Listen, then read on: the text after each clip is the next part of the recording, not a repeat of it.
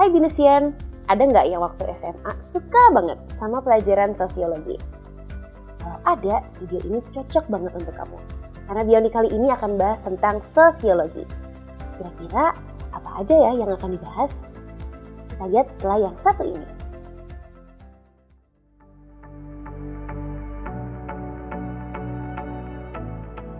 Halo, perkenalkan saya Afifah Widodo Putri. Saya dari mahasiswa BINUS Online Sistem Informasi dan saat ini saya bekerja sebagai salah satu ASN di instansi pemerintahan.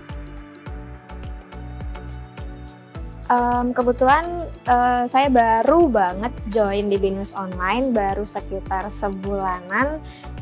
Belum ada begitu peningkatan signifikan, tapi saya udah belajar banyak. Contohnya salah satunya adalah manajemen waktu yang dimana itu terpakai juga di dunia kerja. Salah satu struggle-nya itu dia tadi, manajemen waktu, pembagian waktu, karena dibarengi dengan kerjaan, dibarengi juga dengan tugas-tugas kuliah. Mungkin struggle-nya adalah saya harus lebih bisa menempatkan jadwal-jadwal agar semuanya terkerjakan dengan baik dan selesai gitu. Harapannya semoga aku tetap konsisten belajar di BINUS Online karena ini butuh konsistensi yang sangat luar biasa, dan aku berharap semoga aku dapat memberikan kontribusi sedikit banyaknya kepada kampus, dan juga semoga BINUS Online semakin banyak peminatnya karena selain belajarnya fleksibel di mana aja, waktunya juga fleksibel. Ada nggak hal yang paling Binesian ingat tentang topik globalisasi yang dulu ada di pelajaran sosiologi waktu SMA? Misal ciri-cirinya, atau definisinya, atau mungkin teori dan juga sejarahnya. Nah, di Bioni kali ini semua materi tersebut akan dibahas. Gak hanya itu, kita juga akan belajar tentang respons dan juga dampak dari globalisasi. Yuk kita simak pembahasannya.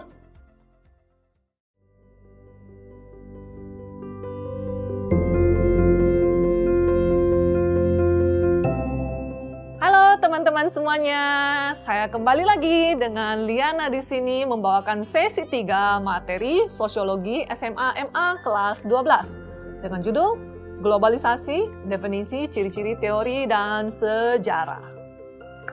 Globalisasi memiliki hubungan dengan peningkatan keterkaitan dan ketergantungan antar bangsa-bangsa di seluruh dunia.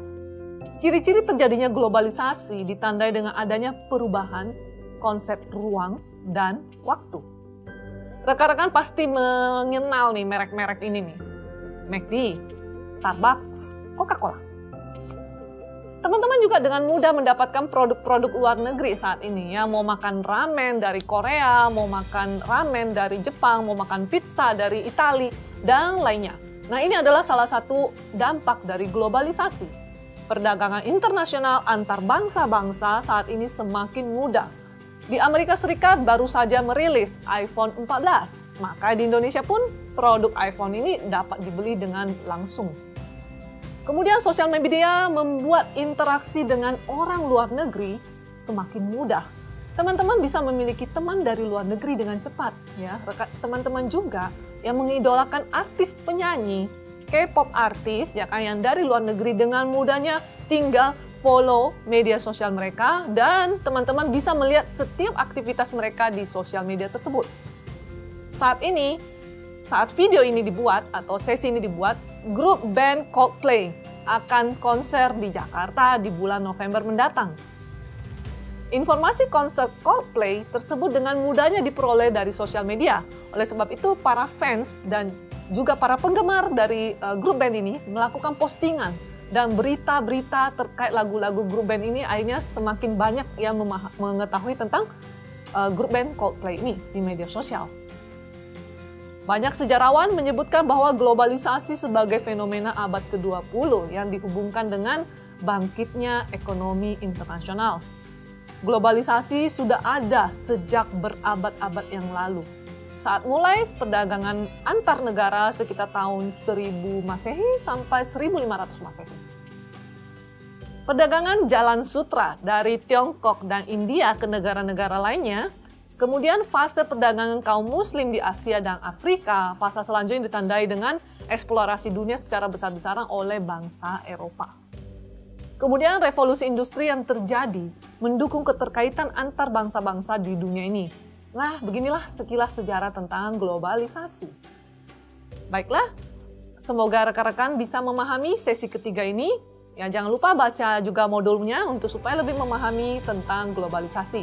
Semoga materi ini bermanfaat. Sampai jumpa di sesi selanjutnya.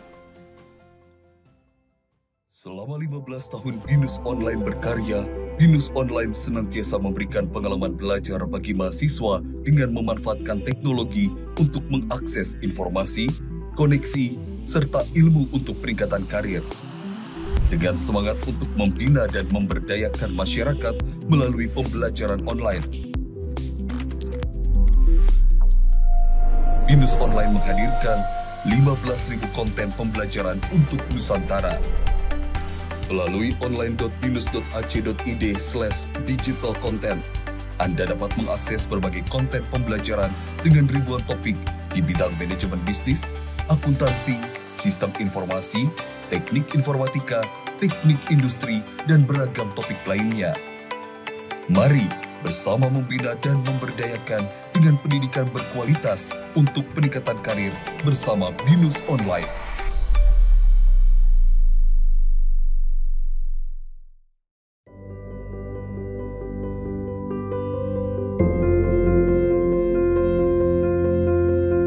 Hai teman-teman, apa kabarnya? Jumpa lagi dengan saya, Liana, untuk sesi 4 materi Sosiologi SMA MA kelas 12 dengan judul Globalisasi, Respons, Dampak, Pengaruh, dan Akibat. Globalisasi again, ya, globalisasi yang menyebabkan perubahan sosial ini ditanggapi beragam. Ada masyarakat yang pro dan juga ada yang anti globalisasi. Hubungan antar bangsa yang muda ini memberikan dampak resiko menyebabkan apa? Cybercrime, lalu perdagangan obat-obatan terlarang hingga perdagangan manusia. Globalisasi juga memberikan peningkatan dalam ilmu pengetahuan dan teknologi, peningkatan kualitas sumber daya manusia melalui akses pendidikan yang berkualitas. Pendukung globalisasi menganggap globalisasi dapat meningkatkan kesejahteraan. Dampak globalisasi terhadap budaya Indonesia memiliki dampak positif dan negatif. Seperti apa ya dampak positifnya? Yang pertama, mempercepat pembangunan sumber daya manusia, memperluas wawasan dan etos kerja yang tinggi, menumbuhkan keterbukaan terhadap unsur-unsur pembaruan, dan memperkaya unsur-unsur kebudayaan baru. Bagaimana dengan dampak negatif? Tentu saja ada ya, yaitu adanya culture shock, kesenjangan budaya, urbanisasi penduduk, kesenjangan ekonomi, kriminalitas, dan pencemaran lingkungan. Waduh, kalau lihat ini kok lebih banyak ya dampak negatifnya ya. Tapi ada tadi kan juga dampak positifnya ya. Tentu saja dampak globalisasi yang negatif ini dapat diminimalisir dengan berbagai upaya. Kita mesti tetap berjalan sesuai dengan perkembangan zaman, tanpa meninggalkan nilai-nilai dan budaya bangsa yang merupakan ciri khas dan karakter bangsa Indonesia. Meningkatkan penggunaan teknologi saat ini juga perlu diperhatikan, yaitu adanya cybercrime, yang merupakan segala bentuk kejahatan yang terjadi di dunia maya atau internet. Misalnya, terjadi pembobolan data kartu kredit, kejahatan konten ilegal, cloning akun-akun media sosial, penipuan one-time password, hingga kejahatan membajak sistem komputer suatu perusahaan. Tapi, teman-teman jangan takut dan khawatir deh. Saya bagikan tips dan cara-cara untuk mencegah, menghindari terjadinya cybercrime. Yaitu, yang pertama, gunakanlah computer security software yang selalu up-to-date untuk melindungi komputer teman-teman ataupun devices-nya. Kedua, buatlah password yang sulit, tapi jangan mempersulit diri Anda sendiri ya. Yang ketiga, jangan sembarangan klik-klik yang tidak jelas atau yang tiba-tiba muncul di layar, baik itu di laptop ataupun handphone, yang tanpa sebab. Yang keempat, gantilah password teman-teman secara berkala. Terkait dengan adanya globalisasi ini, ada akibat globalisasi dalam kependudukan suatu masyarakat. Akibatnya yaitu penyebaran penduduk yang tidak merata, seperti contohnya populasi di kota Jakarta ini. Kemudian kedua, pendapatan per kapita yang rendah. Ketiga, kepadatan penduduk hanya di satu area saja. Oke, baiklah, demikian pemaparan saya untuk sesi keempat ini. Untuk lebih memahaminya, silakan teman-teman membaca modulnya yang sudah diberikan. Terima kasih, semoga bermanfaat dan sampai jumpa di sesi selanjutnya.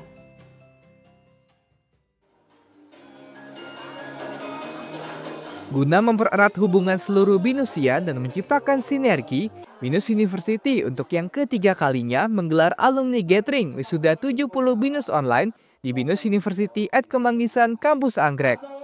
Dengan mengangkat tema Flow Like Water, Drive Your Future, para alumni program Beyond diharapkan dapat terus berkarya, membina dan memberdayakan masyarakat di seluruh Nusantara, serta mempersiapkan alumni untuk menata masa depan.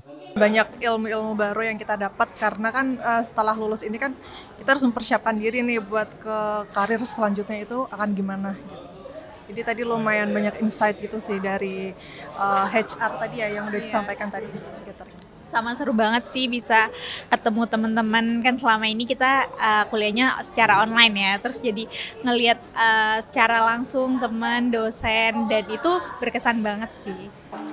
Dengan menghadirkan talk show inspiratif bertajuk From Classroom to Career, Your Smooth Transition to a Successful Career Launch, Head of Talent Acquisition and Total Rewards at PT Elang Makota Teknologi Tbk, Erika Suarandani, memaparkan soal langkah-langkah menyiapkan diri untuk menggapai karir impian. Mulai dari pembuatan CV yang baik dan benar, mengenali skill dan kesukaan, hingga trik mendapatkan dream job. Jadi jangan lupa tips-tips yang saya mau bagi ini. Pertama, udah harus tahu dream jobnya apa, supaya kalau apply nggak bingung. Kedua, apply-lah sebanyak-banyaknya, sambil teman-teman terus meningkatkan skill sampai nantinya ada dapat undangan interview. Nah, di undangan interview juga harus persiapan, lakukan persiapan sebaik-baiknya, dan ketika interview, do your best, ketika tes, do your best, dan pasti Tuhan akan buka jalan dan akan dapat karir yang sesuai dengan yang diharapkan.